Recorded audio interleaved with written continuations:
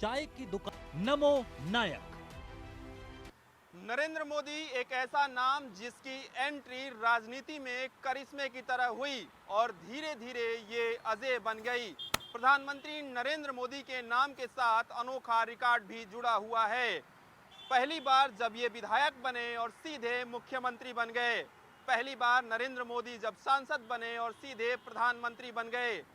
नरेंद्र मोदी 24 साल तक सत्ता से कभी दूर नहीं रहे, चाहे वो मुख्यमंत्री के तौर पर चाहे प्रधानमंत्री के तौर पर।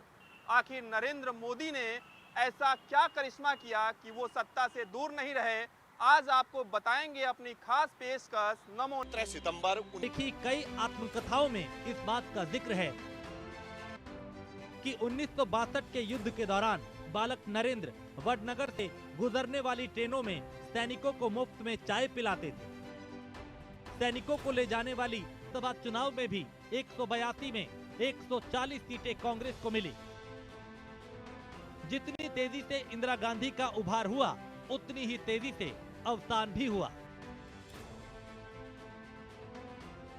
गरीबी हटाओ के नारे के साथ प्रचंड बहुमत से इंदिरा गांधी की वापसी तो हो गई, लेकिन गरीबी हटाओ का नारा जमीन पर सार्थक नहीं हुआ। गरीब की हालत बदतर होती चली गई। राम मंदिर की नींव रख दी। जून 1989 में बीजेपी ने पालमपुर प्रस्ताव में मंदिर आंदोलन के पक्ष में खड़े होने का फैसला किया, जिसके बाद रथ यात्रा की तैयारी शुरू हुई। तय योजना के मुताबिक यात्रा 25 सितंबर से शुरू होकर 30 अक्टूबर को यात्रा अयोध्या में समाप्त होनी थी। रथ यात्रा की कामयाबी ने मोदी को प्रबंधन में मास्टर का खिताब दिला दिया, जिसके बाद बीजेपी की अगली यात्रा, जो मुरली मनोहर जोशी के नेतृत्व में होनी थी, इस एकता यात्रा की जिम्मेदारी भी नरेंद्र मोदी को सौंप दी गई। नरेंद्र मोदी के राजनीतिक जीवन का यही वो टर्निंग पॉइंट था जिसने उन्हें बीजेपी के साथ ही आरएसएस के गुड बुक में शामिल कर दिया। इस बीच 1990 में थोड़े समय के लिए गुजरात में बीजेपी की सरकार भी बन गई, जिसके पीछे भी नरेंद्र मोदी का प्रबंधन ही माना गया। फिर दौर आया उस ऐतिहासिक लाल चौक की यात्रा का, जिसने नरेंद्र मोदी का कद गुजरात के समकालीन नेताओं में काफी बड़ा कर दिया। साल था 1992, महीना जनवरी का, जब मुरली मनोहर जोशी ने कन्याकुमारी से कश्मीर तक एकता यात्रा निकाली। यात्रा जैसे ही कश्मीर पहुंची, आतंकवादियों ने पूरे श्रीनगर में दीवारों पर धमकी भरे पोस्टर लगा दिए। एकता यात्रा 14 राज्यों से होकर गुजरी। यात्रा कश्मीर पहुंचे इससे पहले आतंकियों ने पोस्टर लगा दिए।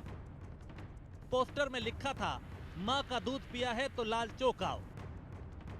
पोस्टर में आगे लिखा कि जिंदा बच गए तो हम इनाम देंगे। आतंकियों के पोस्टर को देखकर घाटी में अफरा तफरी का माहौल था, लेकिन श्रीनगर पहुंचने से ठीक 36 घंटे पहले नरेंद्र मोदी ने ताल ठोककर आतंकियों को चैलेंज किया और कहा, बताकर आ रहे हैं लाल चौक 26 जनवरी को। कार्यक्रम के दिन झंडा फहराएंगे, गाजे बाजे के साथ आ रहे हैं लाल चौक। तुम्हारे पास जितना गोला बारूद हो तैयार रख लेना। तुम्हारे पास जितनी गोलियां हैं AK-47 में भर के रख लेना।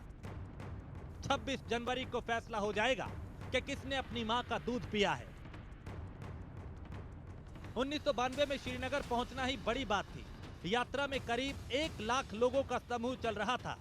सरकार ने यात्रा को उधमपुर में ही रोक लिया, लेकिन कुछ कार्यकर्ता रामबन तक पहुंच गए, कुछ श्रीनगर पहुंच गए।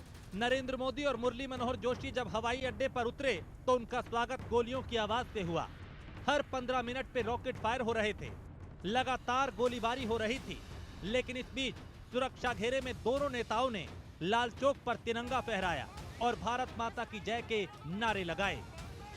नरेंद्र मोदी हमेशा जिद को जीने वाले इंसान रहे हैं। जो उन्होंने एक बार ठान लिया उसे पूरा करके ही दम लेते हैं। 1990 में थोड़े वक्त के लिए गुजरात में बीजेपी की सरकार बनने के बाद महज 5 साल के भीतर 1995 में नरेंद्र मोदी ने बीजेपी की सरकार गुजरात में बना दी, जिसके बाद उनका राष्ट्रीय राजनीति में कद और भी ज्यादा बढ़ गया। उन्हें फिर पार्टी ने दिल्ली बुलाकर पार्टी का राष्ट्रीय सचिव बना दिया।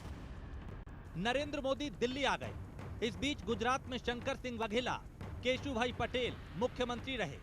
केशुभाई को हमेशा मोदी अपना राजनीतिक मार्गदर्शक मानते थे। दिल्ली आने के बाद मोदी पूरी तरह संगठन के काम में रम गए, जिसके बाद 1998 में उन्हें और बड़ी जिम्मेदारी दी गई और पार्टी का राष्ट्रीय महासचिव बना दिया गया। बात साल 2001 अक्टूबर की है, जब दिल्ली के लोधी रोड शमशान घाट पे एक निजी टीवी चैनल के कैमरामैन गोपाल सिंह बिष्ट का अंतिम संस्कार हो रहा था। उस वक्त तमाम पत्रकार उस शमशान घाट पर मौजूद थे और उस दरमियान वहां पर कुछ नेता भी मौजूद थे। उन्हीं में से एक नेता के फोन पर उस वक्त फोन आता है और वो फोन आता है प्रधानमंत्री आवास से। वहां से आवाज आती है, कहां पर हो? वहां वो नेता फोन उठाकर कहता है, शमशान घाट पर हूं। और वहां से फिर जवाब मिलता है कि तुरंत आकर मिली। शमशान में फोन उठाने वाले उस शख्स का नाम नरेंद्र मोदी था। कैमरामैन गोपाल बिष्ट की मौत उस हवाई दुर्घटना में हुई थी जिसमें कांग्रेस के कद्दावर नेता माधवराव सिंधिया दिल्ली से कानपुर जा रहे थे। उस हादसे में सिंधिया समेत 8 लोगों की मौत हुई थी। अगले दिन दिल्ली के तमाम नेता जहां ग्वालियर में सिंधिया के अंतिम संस्कार में शामिल हो रहे थे, उसी वक्त नरेंद्र मोदी एक कैमरामैन के अंतिम संस्कार में शामिल हुए। बहरहाल मोदी जाकर वाजपेयी जी से मिले और तत्कालीन पीएम अटल बिहारी वाजपेयी ने उन्हें गुजरात संभालने की जिम्मेदारी दी। एक तरह से राजनीतिक वनवास झेल रहे मोदी के लिए ये नया जीवन मिलने जैसा था, जिसके बाद मोदी गांधीनगर पहुंच गए। मोदी को तत्कालीन सीएम केशुभाई पटेल के विरोधियों का पूरा साथ मिला। केशुभाई की छवि चापलूसों से घिरे नेता की बन गई थी। इतना ही नहीं, गुजरात के भूकंप के बाद सरकारी अव्यवस्था से भी सरकार की आलोचना तेज हो रही थी। बीजेपी हाईकमान को 2003 विधानसभा चुनाव में हार का डर सताने लगा। ऐसे में किसी मजबूत नेता को गांधीनगर भेजने का दबाव बढ़ गया था। नरेंद्र मोदी को जब गुजरात की कमान थमाई गई, तब वो पार्टी के महासचिव जरूर थे, लेकिन राजनीतिक तौर पे उनकी हैसियत बहुत अच्छी नहीं थी। वो जिन राज्यों के प्रभारी थे, वहां पार्टी चुनाव हार गई। जब मोदी के नाम का ऐलान मुख्यमंत्री के तौर पे हुआ, तो गुजरात में पार्टी में बगावत की स्थिति बन गई, लेकिन उन्होंने बड़ी समझदारी से सारा मामला हैंडल किया। 3 अक्टूबर 2001 को पहली बार नरेंद्र मोदी ने गुजरात के सीएम के तौर पे शपथ ली। हालांकि इसके कुछ महीनों बाद गुजरात का चर्चित दंगा हो गया। गोधरा में ट्रेन में आगजनी के बाद गुजरात जल उठा था। दंगे की वजह से उन पर इस्तीफे का दबाव भी बना, लेकिन आडवाणी की दखल की वजह से कुर्सी बच गई। दिसंबर 2002 में राज्य में विधानसभा चुनाव हुए, जिसमें बीजेपी ने मोदी के नेतृत्व में बड़ी जीत दर्ज की। बस यहीं से शुरुआत हुई नरेंद्र मोदी के राजयोग की। नरेंद्र मोदी देश के एकमात्र ऐसे नेता हैं जो विधायक बने तो सीधे मुख्यमंत्री बन गए और सांसद बने तो सीधे प्रधानमंत्री बन गए। नरेंद्र मोदी से जुड़ी किताबों में उनके इंटरव्यू के हवाले से कई जगह इस बात का जिक्र है कि गुजरात के सीएम दफ्तर में मोदी पहली बार बतौर मुख्यमंत्री ही पहुंचे।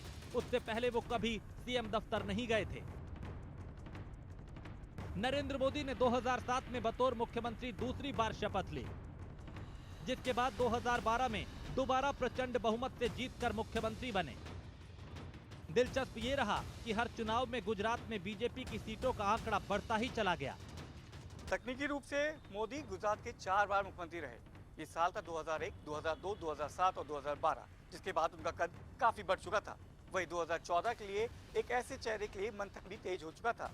बीजेपी 2009 में आडवाणी के नेतृत्व में चुनाव बुरी तरह हार चुकी थी और 2014 के लोकसभा में उनको एक ऐसे चेहरे की गुंजाइश थी जो करिश्माई रूप से बीजेपी को सत्ता में वापस ला सके। बीजेपी की तलाश खत्म हुई नरेंद्र मोदी के रूप में। हालांकि कई और भी दावेदार थे इस वक्त, जिसमें अरुण जेटली, सुषमा स्वराज का नाम प्रमुख था, लेकिन अंतिम मोहर लगी नरेंद्र मोदी के नाम पर। सितंबर 2013 में बीजेपी के गोवा सम्मेलन में बीजेपी के तत्कालीन राष्ट्रीय अध्यक्ष राजनाथ सिंह ने मोदी को बीजेपी प्रचार अभियान का संयोजक और प्रधानमंत्री पद का चेहरा घोषित किया, जिसके बाद मोदी ने प्रचार प्रसार शुरू किया। बीजेपी ने जैसा सोचा था वही हुआ। मोदी की सभाओं में लाखों लाख की भीड़ जुटने लगी। महज कुछ ही महीनों में नरेंद्र मोदी ने ऐसा माहौल बना दिया कि विपक्ष की नींद उड़ने लगी।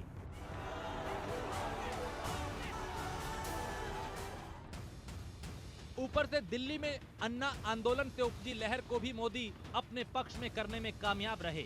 मोदी ने 2 जगह से लोकसभा चुनाव लड़ा, वडोदरा और वाराणसी। इन दोनों जगहों पे मोदी जीत गए, लेकिन उन्होंने वडोदरा से इस्तीफा दे दिया। करीब 3 दशक बाद केंद्र में पूर्ण बहुमत की सरकार बनी।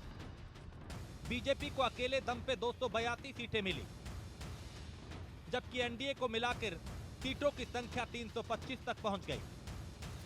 नरेंद्र मोदी प्रधानमंत्री बने और पूर्ण बहुमत की सरकार बनी। 2014 से अब तक यमुना का पानी बहुत बह चुका है। मोदी ने सत्ता में आने के साथ ही बीजेपी के कोर एजेंडे पे काम करना शुरू किया। कई बड़े रिफॉर्म को हरी झंडी दिखाई। नतीजा 2019 में 2014 से भी ज्यादा प्रचंड बहुमत से जीत कर आए और एनडीए की 353 सीटों के साथ फिर से सरकार बनी। इस बीच धारा 370 खत्म हुई, 3 तलाक पे कानून बना, राम मंदिर का निर्माण हुआ और भी बहुत कुछ। लेकिन इसके बावजूद 2024 में बीजेपी की चमक थोड़ी फीकी पड़ गई। प्रधानमंत्री नरेंद्र मोदी ने तीसरी बार प्रधानमंत्री पद की शपथ ले ली है और राजनीति की बागडोर अपने हाथ में ले ली है। ऐसा करने वाले प्रधानमंत्री नरेंद्र मोदी नेहरू के बाद दूसरे और गैर कांग्रेसी पहले प्रधानमंत्री हैं। इस कार्यकाल की अगर बात की जाए तो पीएम मोदी के पास बहुमत तो है, मगर सहयोगियों के साथ। लेकिन अब तक प्रधानमंत्री नरेंद्र मोदी की जो कार्यशैली रही है, उस कार्यशैली की वजह से पीएम मोदी राजनीति के नायक